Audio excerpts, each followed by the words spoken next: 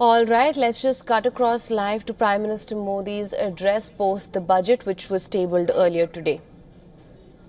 ये बजट एक force multiplier है। ये बजट सेविंग्स को बढ़ाएगा,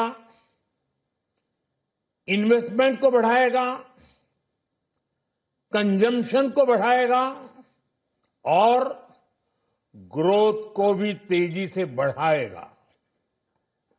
मैं वित्त मंत्री निर्मला सीतारमण जी और उनकी पूरी टीम को इस जनता जनार्दन का बजट, पीपल्स का बजट, इसके लिए बहुत बहुत बधाई देता हूं। साथियों, आमतौर पर बजट का फोकस इस बात पर रहता है कि सरकार का खजाना कैसे भरेगा, लेकिन ये बजट उससे बिल्कुल उल्टा है। लेकिन ये बजट देश के नागरिकों की जेब कैसे भरेगी, देश के नागरिकों की बचत कैसे बढ़ेगी और देश के नागरिक विकास के भागीदार कैसे बनेंगे, ये बजट इसकी एक बहुत मजबूत नींव रखता है। साथियों, इस बजट में रिफॉर्म की दिशा में महत्वपूर्ण कदम उठाए गए हैं। न्यूक्लियर एनर्जी में प्राइवेट सेक्टर को बढ़ावा देने का निर्णय बहुत ही ऐतिहासिक है।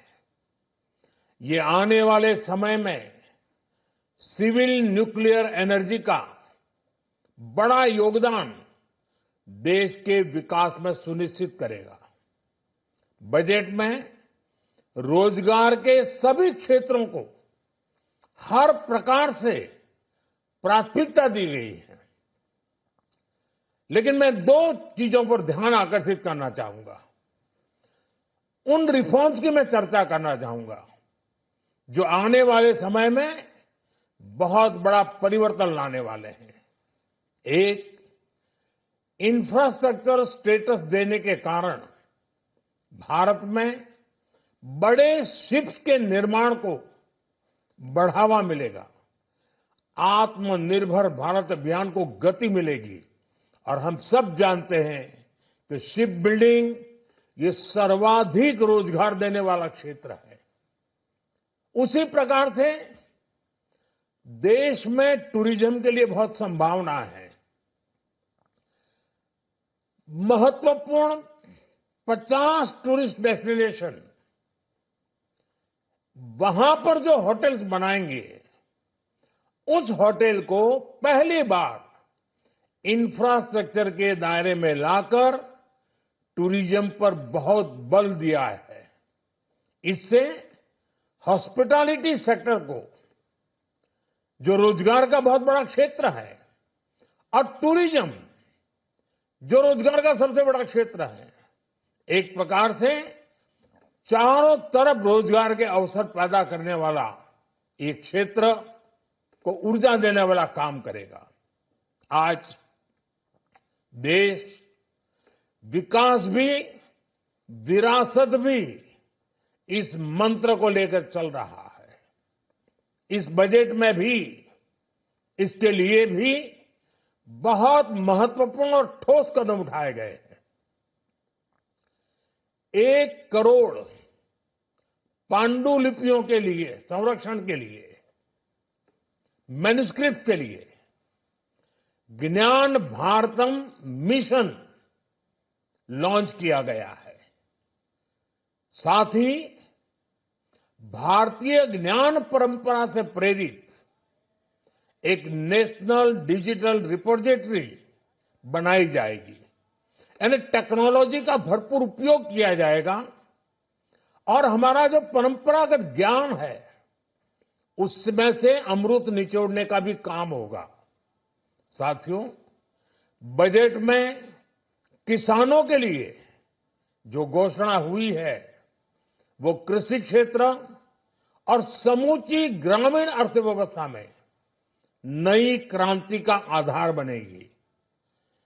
पीएम धन धान्य कृषि योजना के तहत 100 जिलों में सिंचाई और इंफ्रास्ट्रक्चर का डेवलपमेंट होगा।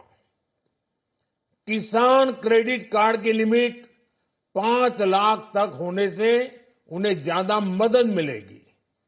साथियों, अब इस बजट में 12 लाख रुपए तक की आय को टैक्स से मुक्त कर दिया गया है।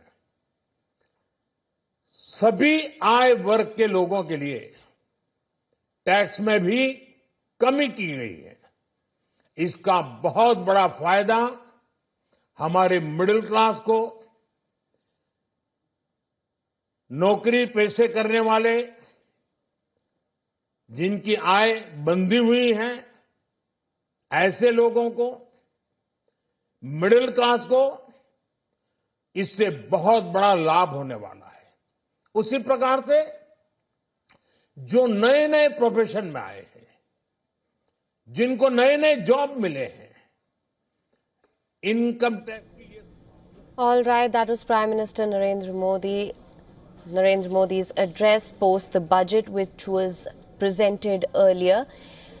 In his address, he mentioned how this budget is the people's budget and will prove to be a force multiplier, and it essentially increases savings, investment, consumption and growth, and has taken many reforms and puts more money in the hands of the people.